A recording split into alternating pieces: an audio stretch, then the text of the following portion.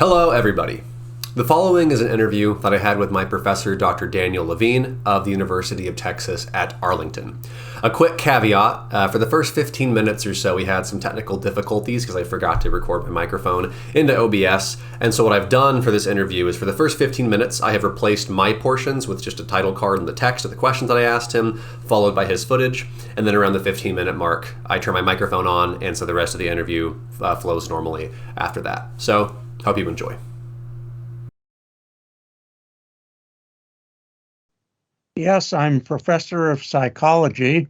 I started out in mathematics, and then in graduate school, between the master's and the PhD, I was working at the National Institutes of Health, and there were a lot of neuroscientists there, and there was also student movements against the Vietnam War and for civil rights and so on. So there was a lot of political activity and interest in changing society.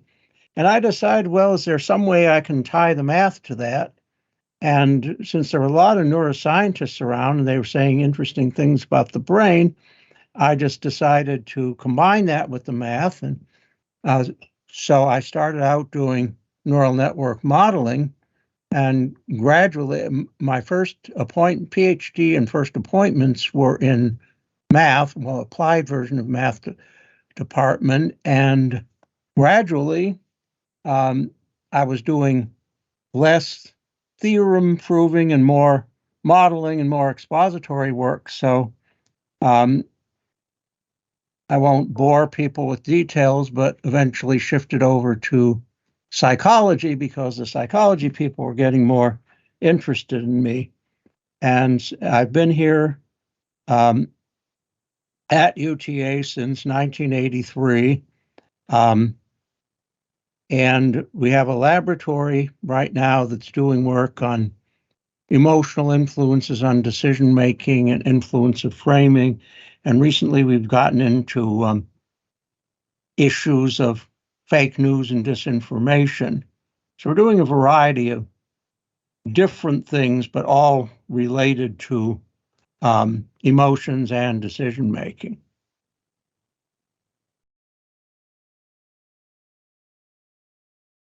Yeah, well, in the paper, I started with a joke that I had read about in a well, it's not a sort of Jewish folklore book.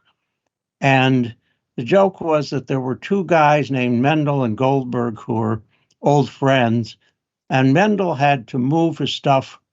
The landlord was jacking up the rent or something like that in his place in some big city, maybe New York. And so he had to move, and he found another place, and it started snowing.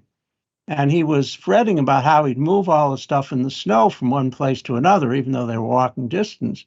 And he said, okay, my friend Goldberg has a sled, and I'll borrow it from him. And he started wondering, would Goldberg lend him a sled? And he thought about all the things he'd done for Goldberg, helping him start in business, helping his daughter through college. And he walked over to Goldberg, and he was just getting angrier and angrier at the possibility that Goldberg might not lend him his sled. And finally, when he knocked on the door, he said, Goldberg, you and your sled can go to hell. So he was just assuming without knowledge that Goldberg would reject what he wanted to do. And I saw that as kind of a analogy for a lot of people, and academics are prone to it. Political liberals and artists are particularly prone to it. Shy people are prone to it. Just knowing they've got something good to offer, but worrying excessively that other people are going to reject them. And also, one thing I did not mention in the book, did not mention in the article on Goldberg Sled syndrome, is the fact that mainstream American therapists tend to think of that as a self-esteem problem. And I specifically said it is not a self-esteem problem, it's a self-presentation problem. And getting the two confused, I think, is a symptom of an American capitalist society that values persuasion so much. And this is one reason why we're studying persuasion now in our laboratory. But there's such a premium on persuasion.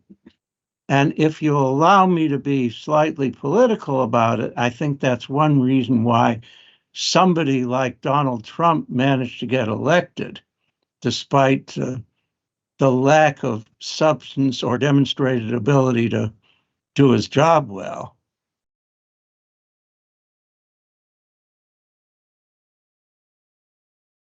Well, they're not the same because it is possible, and I know this from experience, my own experience, and I think I've seen it in friends and family members.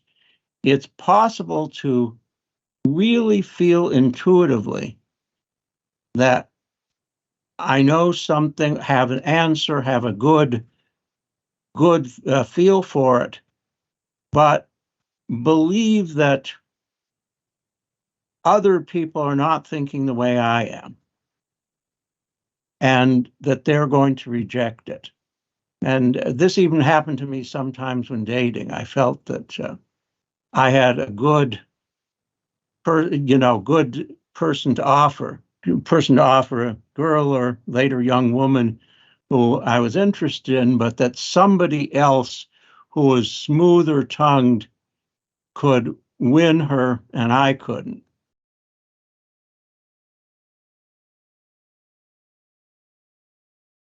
Yeah. And as to being an outsider, um, I just don't think that that's relevant. I mean, there are politicians who are good people, and there are politicians who are bad people, and there are non-politicians who are good people, and non-politicians who are bad people. So just what category a person comes from isn't going to say much about uh, what he or she is going to do that's going to be helpful for people. So for that same reason, I don't have an awful lot of faith in some people say, well, we need term limits because people stay in office a long time, they get corrupt. Well, I don't have a lot of faith in term limits because somebody can leave and then put one of their cronies in their place who's just as corrupt.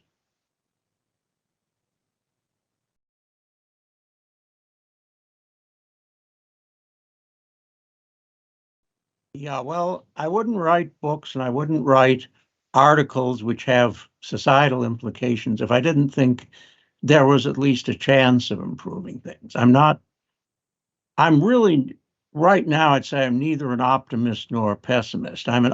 Or you might say, I'm an optimist about what can happen and not necessarily about what will happen. And in my book, if you read it and get to the very last chapter, I pointedly talk about why I'm not making out and out predictions about what will happen in society. Um, Not only are the systems, as Daniel Kahneman, who is a decision psychologist and Nobel laureate in economics, said in his book, he said that predictions made even by experts about stock market or complex international systems are really not much better than by novices in terms of how they turn out. So I don't, predictions are hard to make about very complex systems. And also, if you're too optimistic, you'll get lulled and not do anything. And if you're too pessimistic, you'll get depressed and not doing anything. So I prefer to be neither a pessimist nor an optimist, but to say these things can be worked on, they can be helped. We sometimes make progress.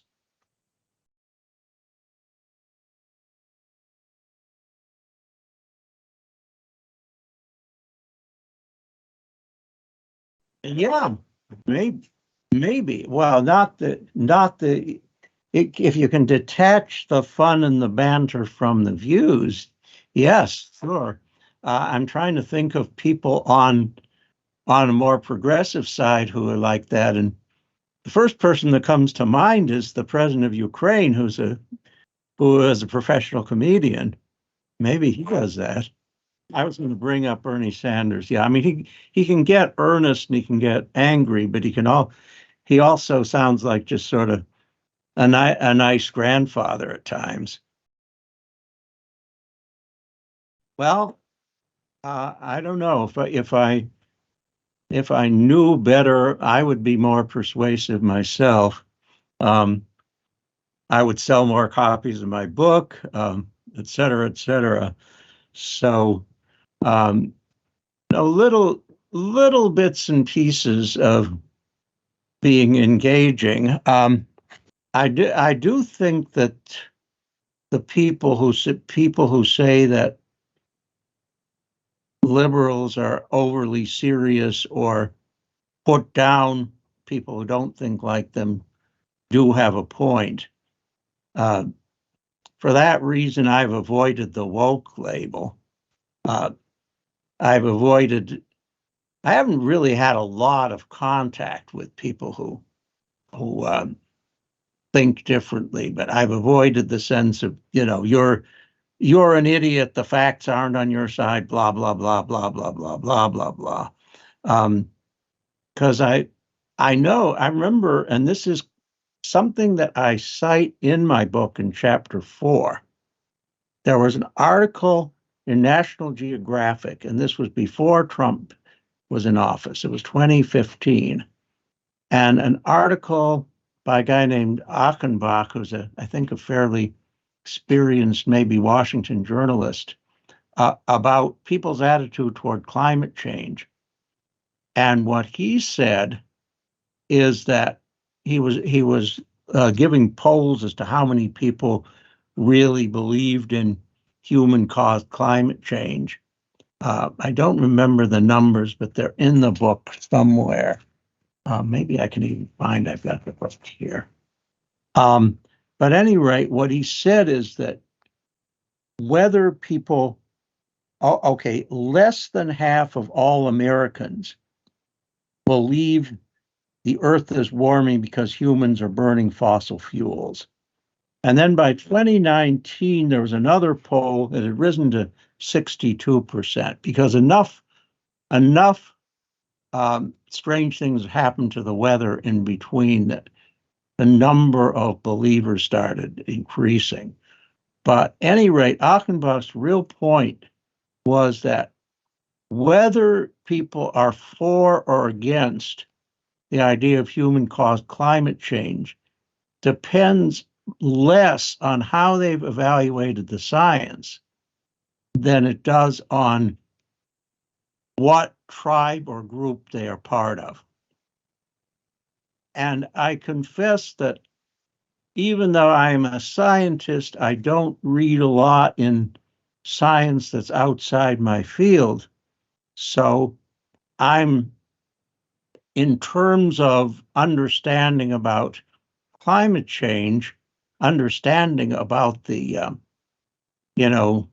geology and meteorology of climate change, I'm really not much better off than your average citizen of East Palestine, Ohio.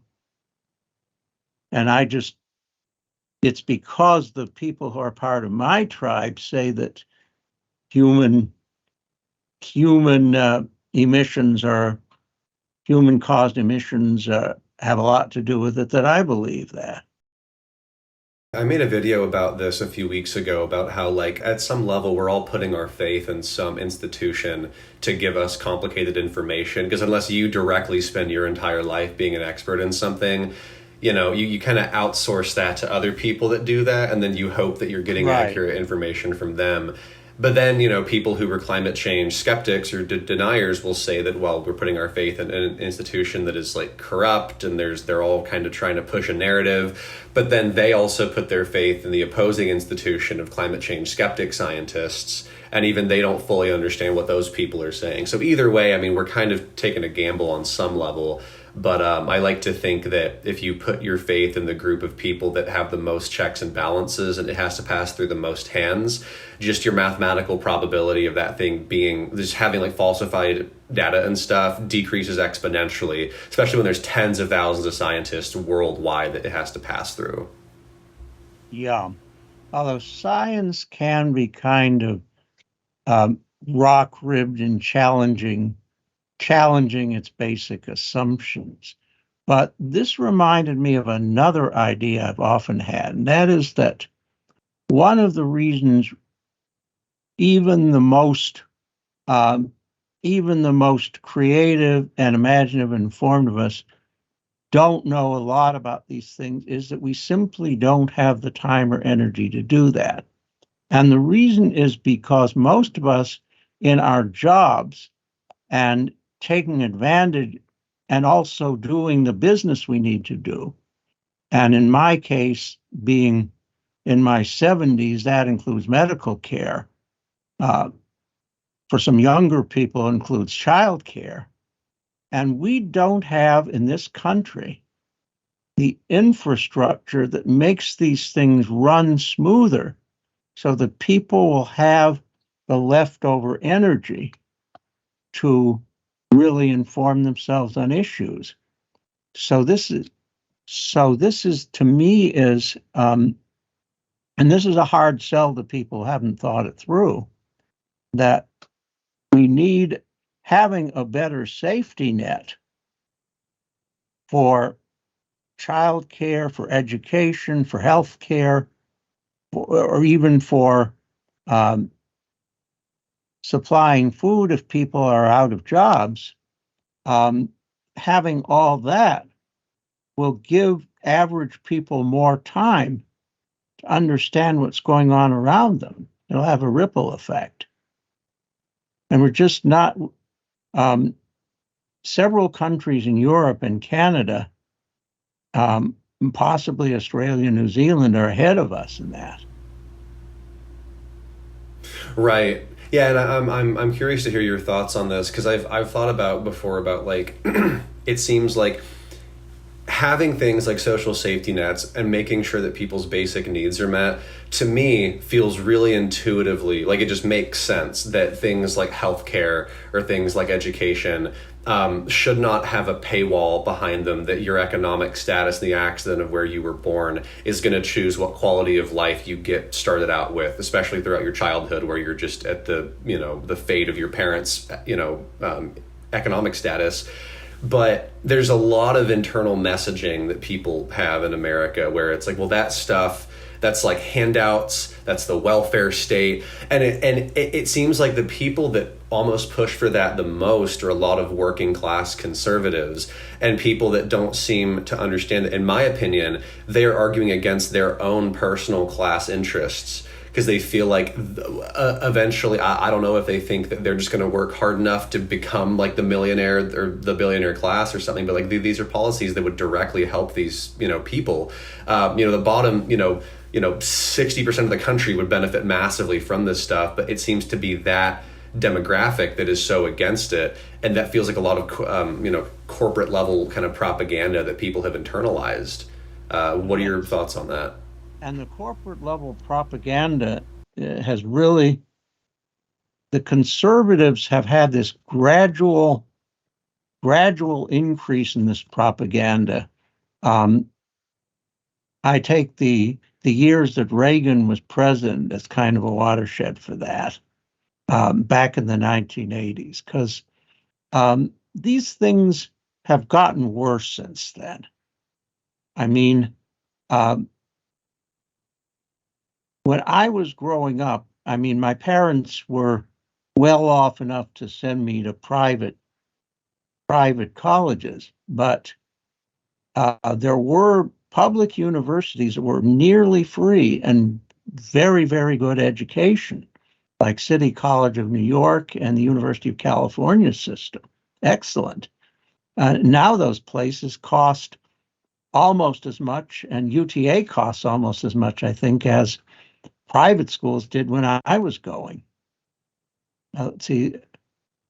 somebody recently asked me how much the tuition was at UTA right now, and I didn't really, you might be able to tell me. I didn't really have a accurate estimate of that. Yeah, I mean the tuition, I think just base tuition, if you're taking like 12 to 15 hours, it's about, I think, $5,000 to $6,000 a semester.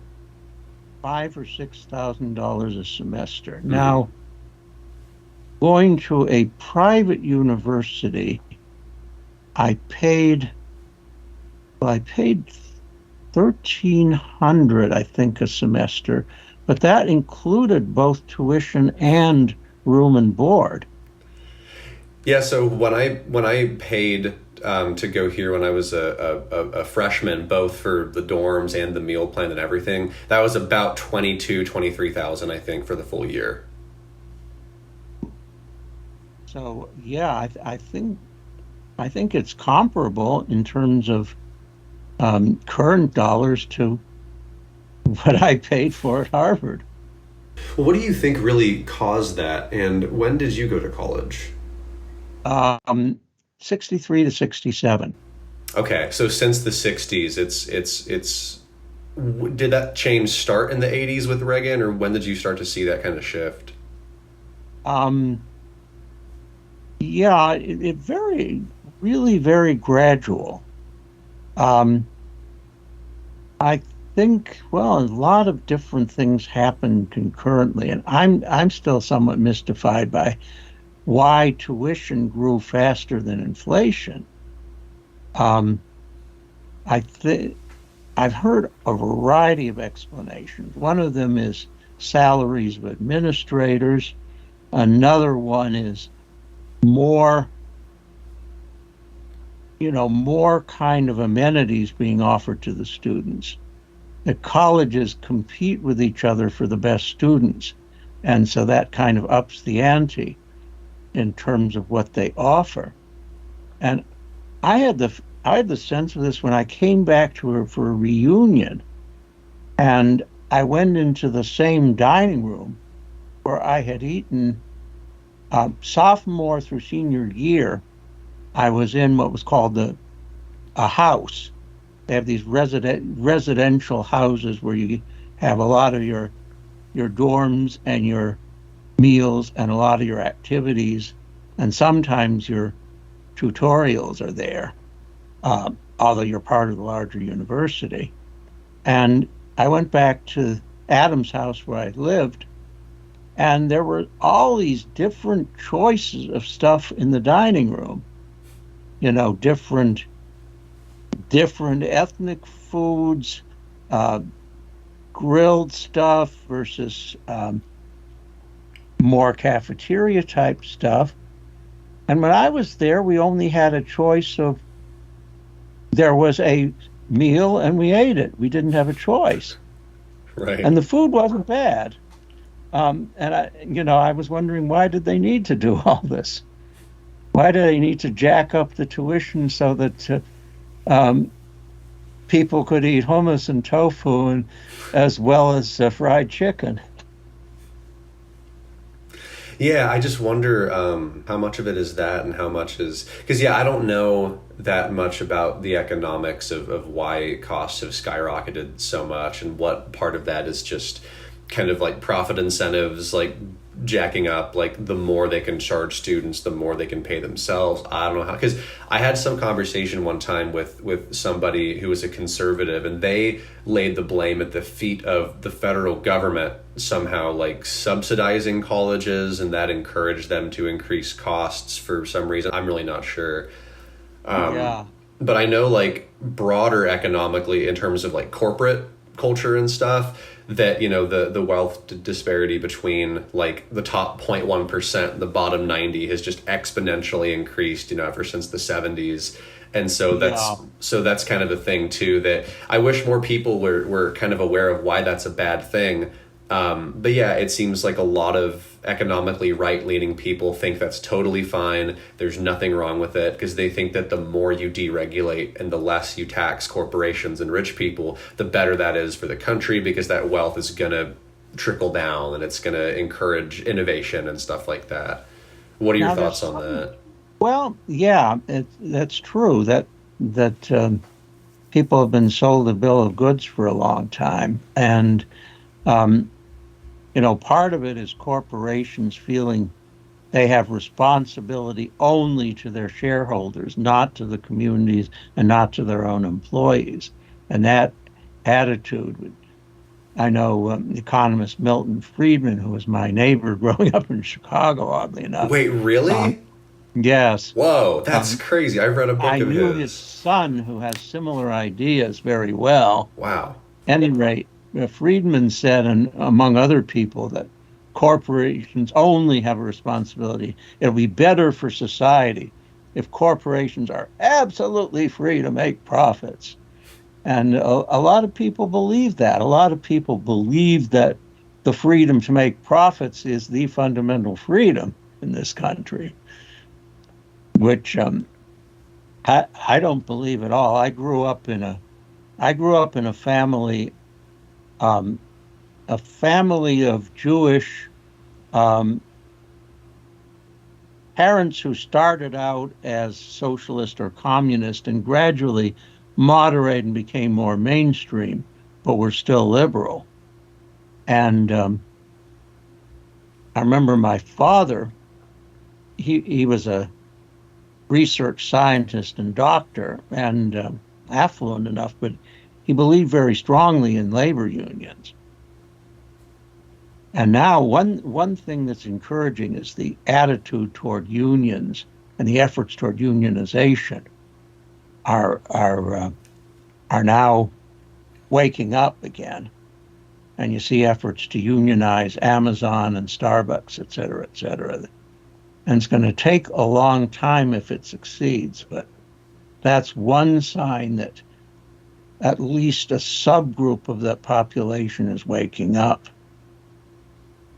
Yeah, I mean, that's fantastic that that stuff is happening. And that's cool that, because I like it whenever there are people who they're affluent, they're very well off. So for them to argue in favor of things like labor unions or universal health care would not directly benefit them because they're fine, Yeah. but they still have a moral center and they care enough that they still argue for those policies because they truly believe that's what's good for the nation and the people. So that's really cool. Can you tell me a bit about kind of like growing up with, so your parents started off, you said, as more kind of like socialist or communist. Did they talk to you about that stuff a lot, or what was like your exposure to No, politics? they talked to me a fair amount. Um, and well, my dad, he grew up in an area that's now Western Ukraine near Lviv, although it was part of the Austro-Hungarian Empire and later Poland when he lived there. He was orphaned and somehow a whole chain of circumstances. Relatives tried to bring him into the U.S. Uh, they couldn't because of quotas, immigration quotas from those countries. And he came instead to Canada. And this was in the mid 20s, 1920s. And he went to college and medical school at McGill. And vaguely remember something about in his medical school yearbook, he wrote something in favor of socialized medicine. And my mother actually joined the Communist Party, and but later became disillusioned. She grew up in Toronto. My dad was in Montreal, so they didn't meet each other in Canada. They met each other in Chicago later. But she, as a student and young adult, joined the Communist Party for a while until she got disillusioned by things Stalin was doing in the Soviet Union. But neither of them, they had a certain amount of disillusionment at that point, but they didn't turn to the right. They just turned to the moderate left. Right. Yeah, which I think is the much better move because yeah, I think a lot of people, if they become disillusioned with one side, they just swing really hard into the other. And so that's really Yeah. cool whenever people are able to just sort of, instead of doing that, they just roll back their beliefs a little bit and try to, keep kind of a moral center, but you know, and so how old were you whenever they started to talk to you about that kind of stuff, or how did you kind of start off in politics? I It was gradual growing up. I mean, probably a little bit even when I was 10 or so, I would hang around adult cocktail parties and absorb things. And even, well, I was in a kind of liberal bubble because I grew up in spite of Milton Friedman being there, grew up in the Hyde Park neighborhood of Chicago, right near the university.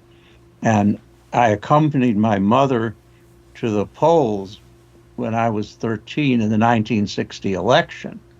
And I saw there were signs for Kennedy and signs for Nixon, and the signs for Nixon had been trashed. And we spent summers in um, Woods Hole, which was a community of scientists. They had some laboratories, and they also had people like my dad who were biologists who hung out in the library there. And got into these talks talks with at the on the beach with older guys who I later found out some of them were Nobel Prize winners. And I didn't know that when I first met them. Wow, that's crazy. Yeah, so you were around a lot of pretty like high level people whenever you were a kid. Right. Yeah, that's awesome. Did you start off more like a socialist as well, and did you sort of become more of like a moderate left leaning person over time, or how did that Yeah. evolution work? Well, as a matter of fact, I met my wife when we were both members of this group. It was then called the Democratic Socialist Organizing Committee, and later merged with another organization to become Democratic Socialists of America. And we were in L.A. Are you familiar with Michael Harrington? I'm not. Yeah, Harrington was a guy who wrote a book called The Other America, what was about American poverty in the early 1960s, and move the it helped inform the anti-poverty program, which Kennedy started to Kennedy as president started to endorse. And here's a persuasion difference. Kennedy was not able to get these things through Congress, but then when Lyndon Johnson took over as president, he partly because of his connections he'd made in the Senate, Johnson was able to pass all this stuff. And Harrington was one of the people who had informed the anti-poverty program. And later on, Harrington was with a group of people. I think they broke away from the Socialist Party because they wanted to be um, they wanted to have influence within the Democratic Party, which they didn't have terribly much when I was active in it. But more recently, actually, this DSA has elected a bunch of, well, city council people in Chicago and Seattle and a few other places. Um, so I didn't change very much. I met my wife in that, excuse me, met my wife in that organization in the Los Angeles chapter of it. I was in Los Angeles for a postdoctoral traineeship at UCLA Medical School. And haven't really changed my politics all that much. The only one thing that's moved me somewhat is working in neural networks. I got interested in neural networks in order to understand human psychology. And I've done some modeling of conditioning, frontal lobe function, decision making using uh, particular areas of the brain. But the neural network business included a lot of people in industry using artificial neural networks. So I got involved in local organizations. There was at one time in the 1980s and 90s, there was an area-wide group. It was an informal group that had meetings once a month on Saturday called Metroplex Institute for Neural Dynamics, the acronym MIND, and included people from both academia and industry. And so I got to have a kind of respect for entrepreneurship. And I realized that building a business, building something that provides a product, in a way is like being a creative scientist or artist.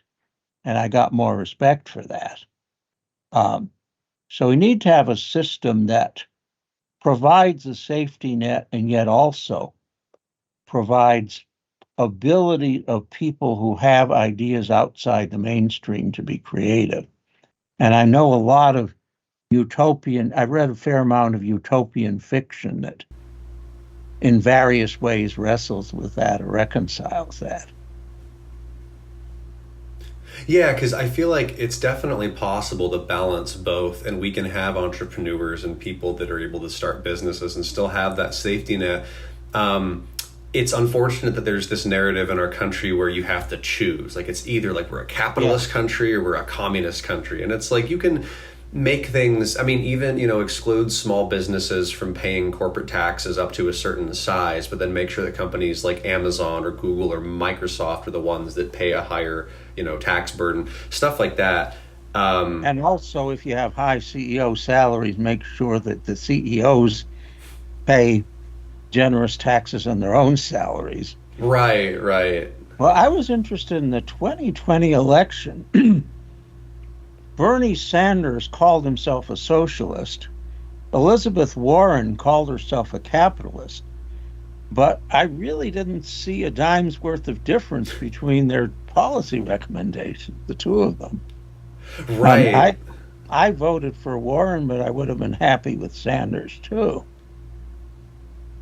Yeah, I think that just comes down to a branding difference. That's kind of to your point about persuasion. Like, you can have the same substance, but you can just brand it and make the optics of it very different. And that was cool to see which one was going to be more effective, because to come out and say, that Bernie is like, I'm a socialist, that was very like, that shook the country a lot, because, that word has had a lot of very terrible stigma attached to it. And I think he helped that word become a little less stigmatized. But at the same time, maybe that sort of came back to bite him, because then that made it a lot easier to use scare tactics to be like, conjure up like images of like Stalin and Lenin and stuff like that. Yeah, it might have been that the Democratic establishment was more scared of him than average people were. Right. I think a significant number of people voted for Sanders.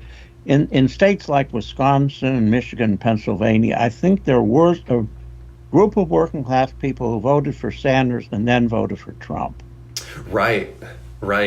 Yeah, because Trump was very good at having rhetoric that seemed very pro-working class. But of course, whenever the rubber hit the road, there was a net outsourcing of over 200,000 jobs in his presidency. The only thing that he ever really passed that was significant was the Tax Cuts and Jobs Act of 2017, which cut the corporate tax rate by 14% and cut the middle class by, I think, 2%. So it's kind of like he never really delivered, but the rhetoric appealed to the same groups of people, I think. Yeah. And I've started to think that as the capitalist system in this country has grown, I mean, the early days, capitalism was based on providing services. Now I feel very often it's based on dangling services, promising to providing the minimum amount they can get away with, but not really providing what people want. And still people paying and paying and paying because there's no choice.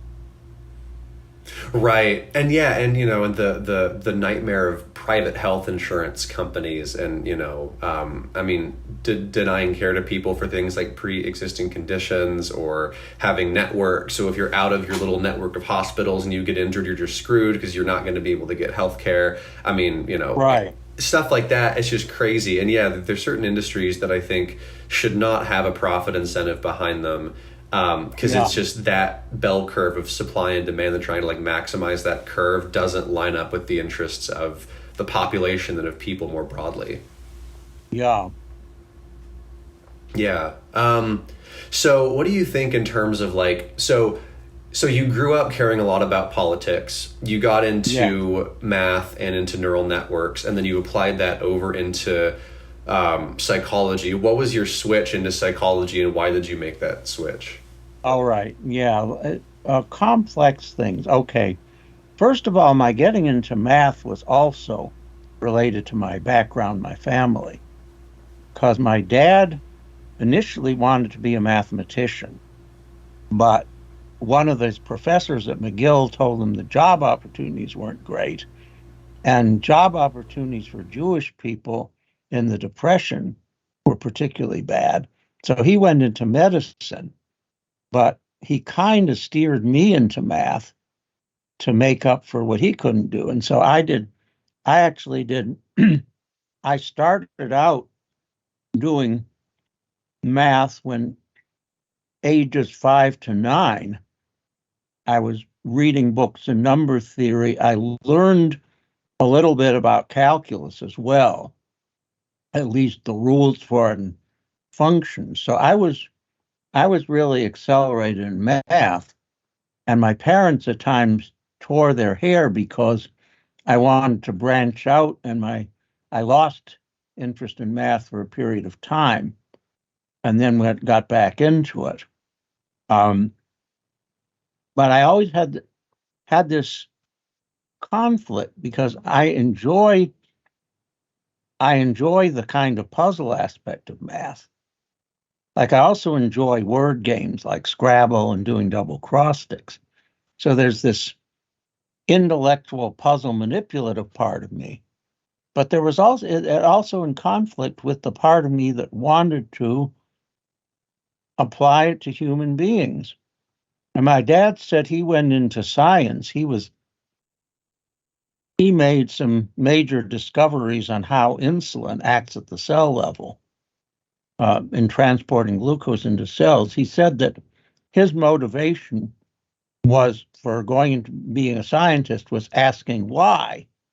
And I started asking why about the Vietnam War, about people weren't focused so much on income inequality, but it was definitely there. Certainly, there was a lot of focus in the 60s on civil rights and oppression of blacks. Um, and a variety of things. A lot of the students in my generation were really getting interested in. Um, and I discuss this in my book also in chapter 4. I talk about the counterculture, which was breaking away from society that was based on material well-being and more advanced technology, etc., and saying that direct personal experience was important. That's how I got into reconciling reason with emotion. And my dad, even though he was more progressive, um, was not really terribly good as far as understanding or acting on need for emotional expression. I got that more from my mother, who was a social worker, and later my sister, just a little bit older, became a psychiatrist. Um, so I had these conflicting things. Grew up in a home with a lot of science, but a lot of social concern, and it seemed like applying math to understanding brain and behavior was the way to do that. And I had that in the back of, while I was in a math department, I had that in the back of my mind. And the real switch I made was not after. I mean, my CV says that I made this big switch in 1990. I really made a much bigger switch in 1968. And that was when I went to work. I went to National Institutes of Health, to NIH, for 2 years. And that was a means of avoiding going to Vietnam by being in the public health service. And there were a lot of neuroscientists there. And they were talking about things which were, to my mind, of direct relevance to why people made war, why people oppressed each other, etc. And so, and some of these neuroscientists mentioned in my book, like Paul MacLean, who developed the idea of the reptilian, old mammalian, and new mammalian brains. So then after that, I said, well, how can I connect this with math? And it was very hard to do in those days. There were not many people doing and modeling.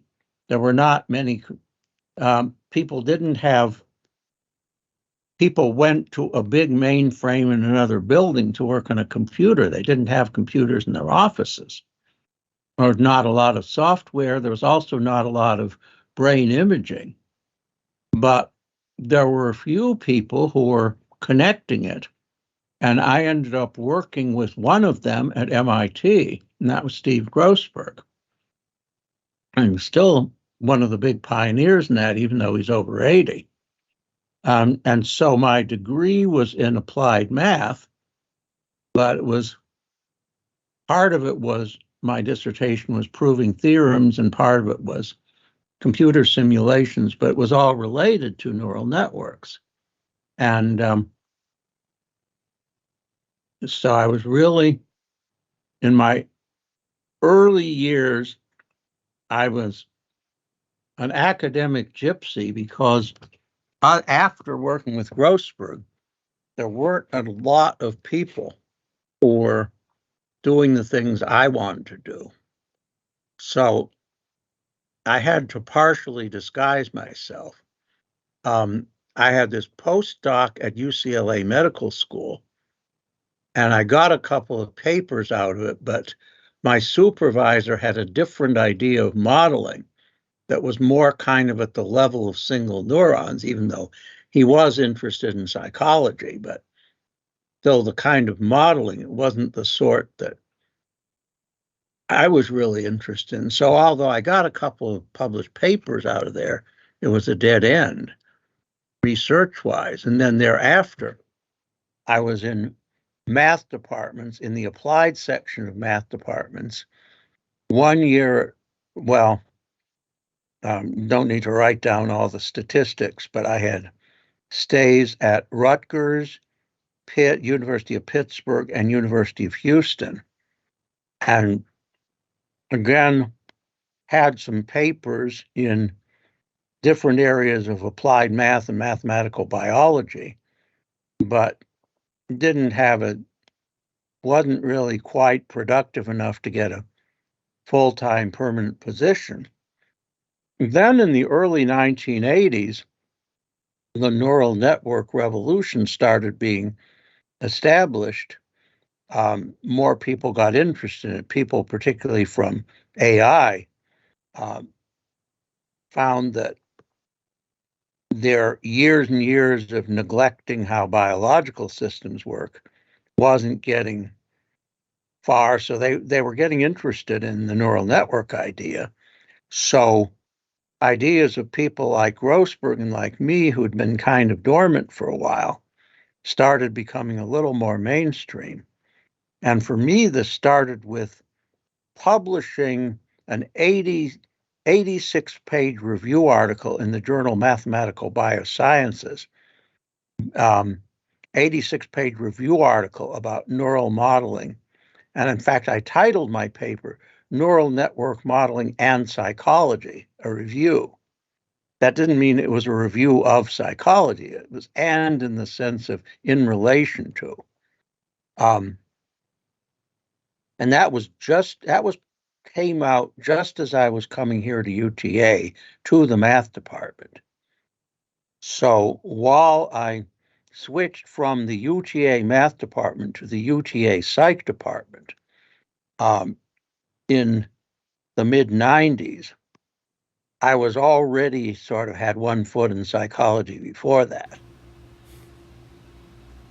That's funny how, so you were always kind of triangulating yourself to kind of get into psychology because that was always your passion from an early Yeah, time in your career. right, right.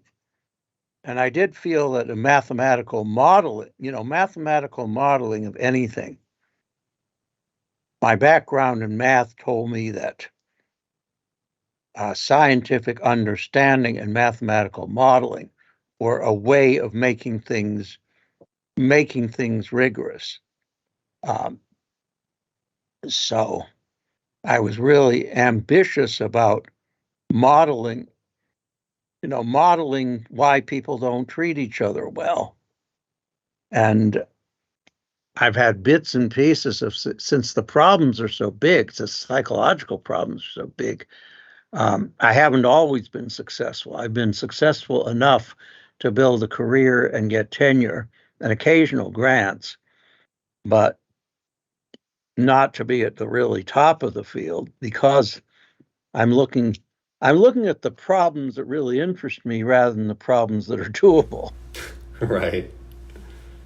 Yeah, well, so how do you and if this is too much to get into, we can talk about it later, but I mean, how do you like what's just Yeah. kind of the basics of how do you build a mathematical model that predicts human behavior? How do you cross that over? Well, Do you use really, software? I'm not so much interested in predicting human behavior as explaining human behavior. Okay. And so what I start to do is look at what the psychognitive processes are involved in a behavior and what kinds of connections between the brain areas are involved. And um, what kind of connections between the brain areas allow for those particular cognitive and behavioral functions to take place. And I look and I go back and forth between the psychology and the neuroscience. I look at what things, what behaviors relate to each other and cognitions. And then I say, okay, well, the amygdala, basal ganglia, prefrontal cortex, different areas are likely to be involved. Then go back and look at things that are known about those areas.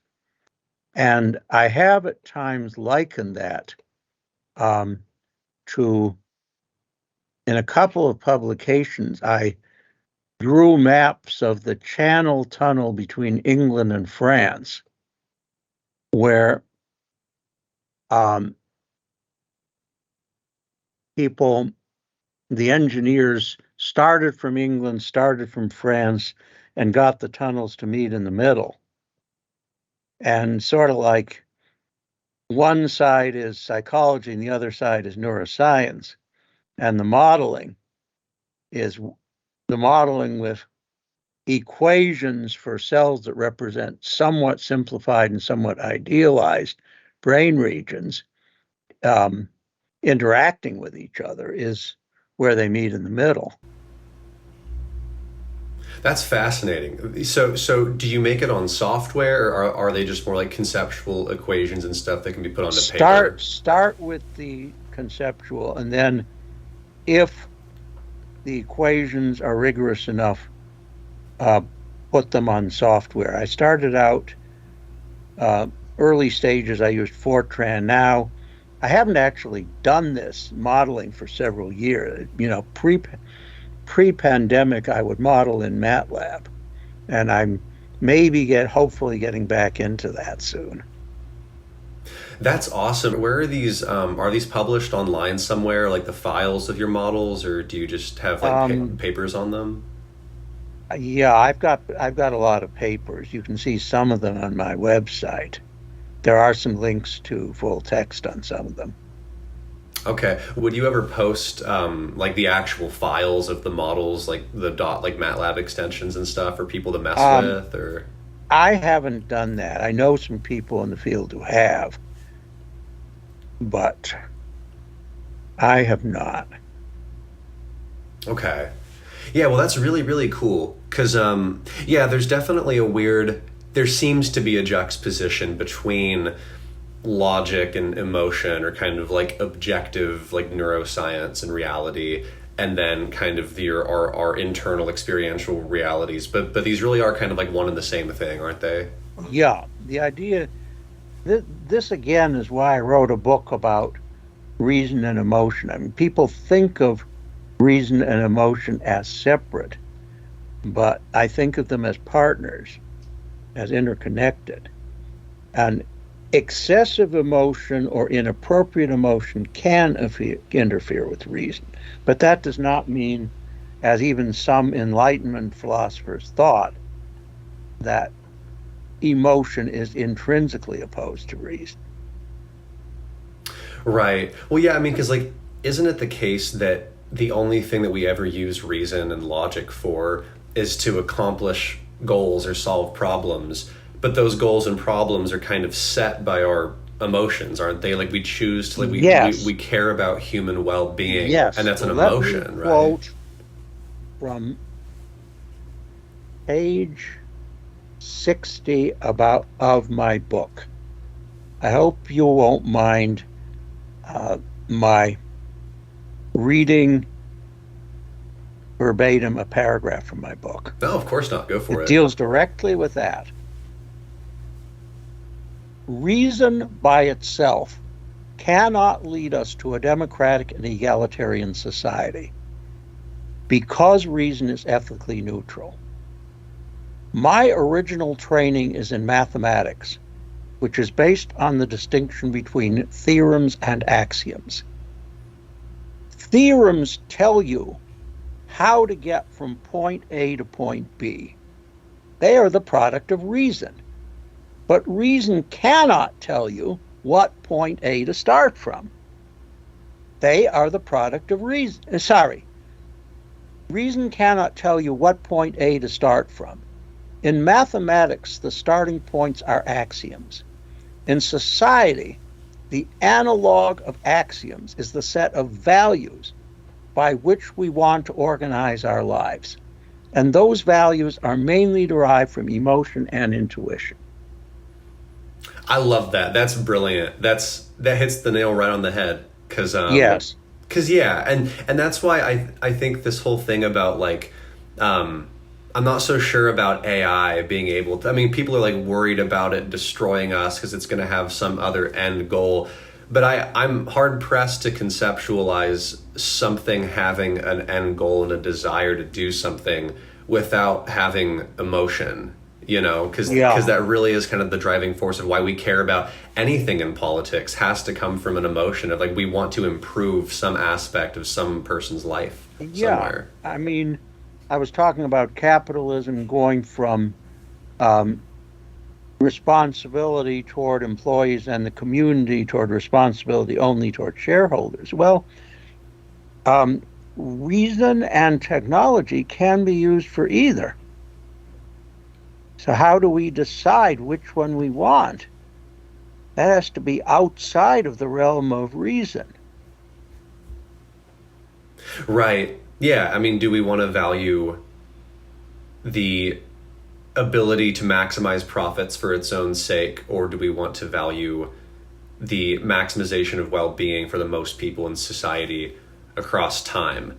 And that, exactly. Yeah, and that's a hard sell to make to people, because I think that then people will talk about, well, they say that if you allow the maximization of profits long term, that's going to lead to the greatest good for the most people. And so that turns into a weird kind of philosophical, pseudo-empirical debate about, like, how can we prove which system is going to end better, and that, is very complicated. I have some friends who have told me that I should read Adam Smith.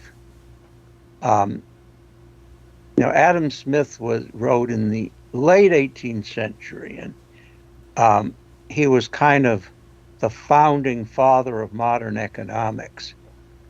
But there are several people, some of the behavioral economists think that Adam Smith has been misrepresented when he talked about the invisible hand that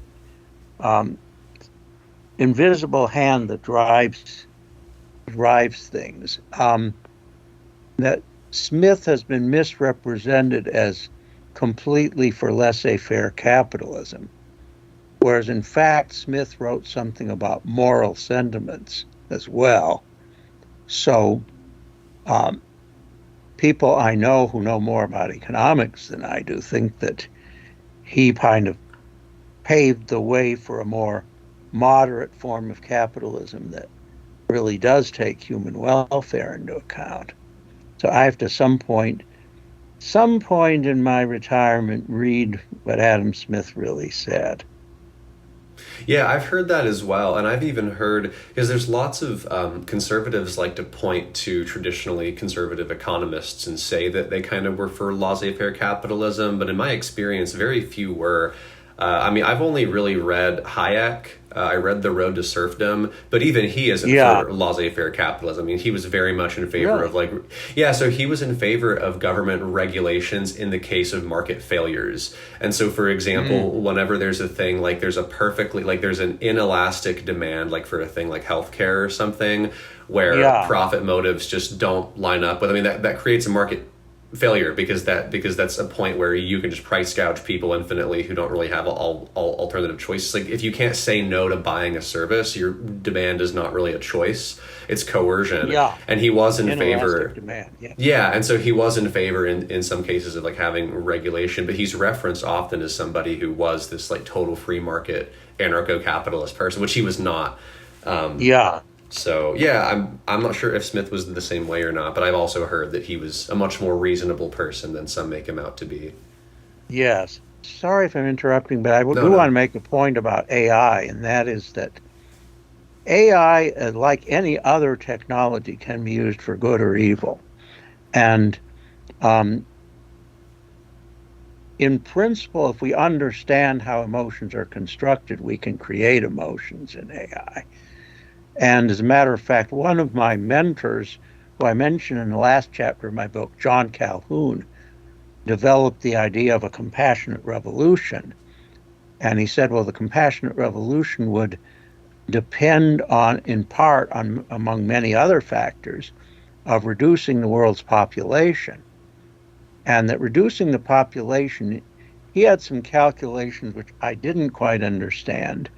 I understood his argument for reducing population, um, but he also argued that having fewer people could kind of make us as a society dumber unless we had these information prostheses which added to our uh, net bunch of intelligence. And part of actually what Calhoun predicted has come to pass with smartphones and apps and stuff like that. And I think he predicted a lot of things about the internet which have taken place. And he passed away in, I think, the mid 1990s. A lot of stuff he predicted about the internet has happened. You know, he predicted just communication would become much, communication would become cheaper and quicker and easier as compared with transportation, actually, people meeting each other. That's a funny thing, just because I feel like if you were to ask most people what would the internet have done to our ability to communicate, they probably would have said that it would make it a lot better. Yeah, I don't think many people ever predicted that we'd be in our current state where we would just be siloed off into these like algorithmic hellholes of like it would just make yeah. everything so much harder to actually reach a consensus on anything. This is kind of an unfortunate side effect that has happened, it seems. But it does mean that people can keep in touch, can touch with faraway friends. Certainly, I've been able to keep in touch better with friends in Brazil and other places that are far away than I would have otherwise. That is true. There's always plus sides to everything. Um, Yeah. and So, so what were you going to ask me that I interrupted? Sure. So, just kind of in reference to in your book and the concept of there being this kind of illusory split between reason and emotion, what are just like personally, what are your axioms that you think that society kind of should be based on that we then use reason to try to meet those ends? Well, it should be based on trying to make everybody's life in a way that I find hard to define, um, at least reasonably well off economically and at least reasonably well off in terms of community and personal connections. Just I remember when the Clinton campaign said it's the economy, stupid. Well, it's the economy, but not only the economy. It's the economy and the community. Right, because yeah, it's the culture too, and those things do play off of each other. But the culture is kind of a distinct thing. That even if people are really economically well off and they're all rich and they have 10 cars, I mean, yeah, if you don't have a community and a place to belong and people you really love and care about, that's not a life well lived. I wouldn't think. Yeah, I agree. Yeah, because yeah, I feel like any axiom or any principle has to be justified by the result it produces. So that's kind of the problem I have with a lot of people that are just kind of diehard free market capitalist people is they stick to this principle of free market capitalism and just total hands off profit maximizing as if that's a principle that is somehow just self justifying. But it's not. I think that you have to kind of look at it like a consequentialist and say, okay, well, if we start with these principles and we get a society that is, suffering in these ways, then that principle probably needs to be re-examined. Yeah, right. So, And yeah. I mean, that applies even to thoughts about the afterlife. I mean, what kind of religion is creates eternal happiness for some people and eternal torture for other people? Right. Yeah, no, that's very true. It's and but so is that kind of why you started the lab at UTA that you did was to try to figure out how to communicate ideas better to people and how people can talk better to each other. Well, as far as creating the lab, I mean, this was something over a long period of time. When I first came to the department, I was doing modeling, but then I started thinking, well, um, I'd like to have an opportunity for students to run experiments, and so gradually, starting, well, I came to the psychology department, um, 1990s. It was sort of over a period of 3 years from 95 to 98. 98 is when I became full time. I had to move out of my office in math because I was no longer teaching there. Um, and it was around 2005 that I first had students running some experiments. I was getting interested in modeling human decision making, so people were doing that. And um, this thing about persuasion and stuff kind of gradually grew up. I mean, the sender for internet psychology and persuasion was originally the brainchild of Helena Bodzi. I think you met her briefly. Hmm. Oh yeah, yeah. And, she thought I was the logical person in the department because of my work on decision making to push that forward. Well, that's awesome. Yeah, that's something that people are really missing is the connection between reason and emotion. And I definitely want to read your book, and I'd like to have another interview where we like dive into all the details of it a lot more. If you object to the price, I can buy it for a little bit less as an author's discount. Okay, yeah, I will let you know. I'll definitely take a look at it. Yeah, let me know so that we can set this up. But I do want to mention one other thing in the book, and that is how I regard, and I do have a shorter presentation about this from 2013, a talk I gave to the Dallas Philosophers Forum, which I can send you a PowerPoint of. Why the split between reason and emotion is harmful to society? Well, a couple of things. First of all, um, it leads to people on the liberal side talking about, oh, we're scientific and we have these policies and so on, but not appealing to people emotionally. And people being open, therefore, to right wingers, Trumpoids, authoritarian leaders who act like they're uh, trying to um, deal with their emotional needs. So that's one reason why the split between reason and emotion is harmful, because the liberals have kind of ceded in the emotional side of life to the people on the right, with some exceptions. Um, and the other thing is that um, it is possible to get into stereotypes that one group of people is more rational, enlightened, thoughtful, and another group of people is more emotional, intuitive, primitive.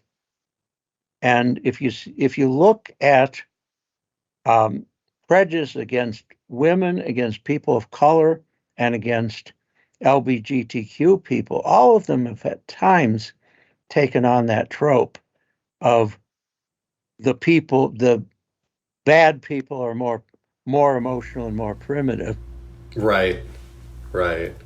And yeah, and that's kind of an ironic thing too, because that's one of the things, the hyper focus on the concept of logic and rationality and the absence of emotion, and kind of men being this paragon of that traditionally, kind of from like the Enlightenment era, and like especially like Yes. you know, the idea of like white men being this paragon of intellectual whatever, is kind of this pressure that has also is very harmful to men, because I mean, male Yes. suicide rates are massive, male loneliness is massive, I mean, men's inability to be in touch with their emotions and it comes out as anger is massive. And Yeah. that's kind of the thing that I think taking an intersectional approach to sociological problems really kind of hits on, is this idea that it's like we need more emotion, we need to be more in touch with that stuff and not have this weird pretentious attitude of like, oh well, like that stuff's for sissies. It's like, no, that's part of being a human, it's really really important to tap into.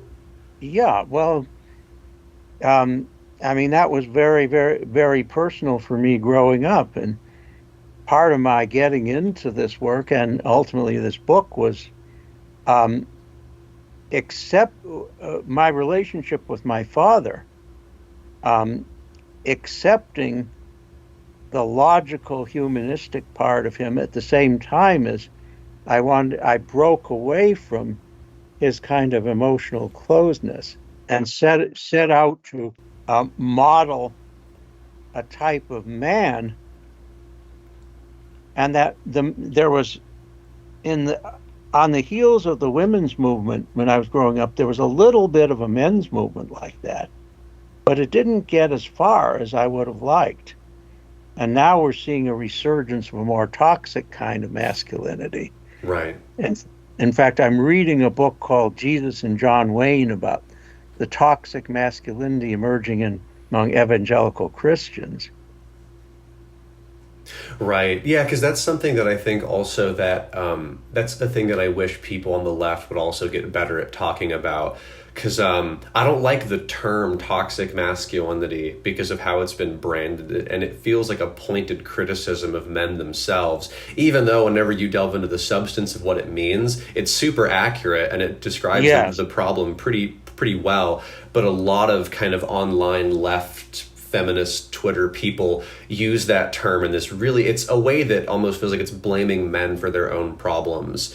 Blaming all men for what predominant male culture does. Yes. I always resented that.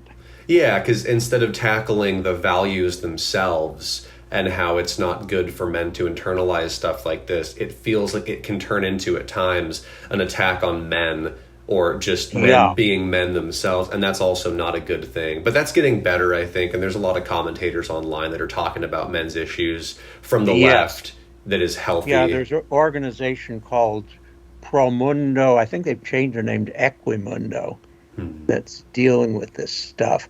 Oh, also, let me mention something a little bit humorous.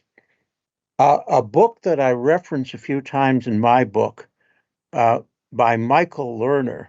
Michael Lerner is a rabbi and an alternate Jewish magazine editor. And he wrote a book.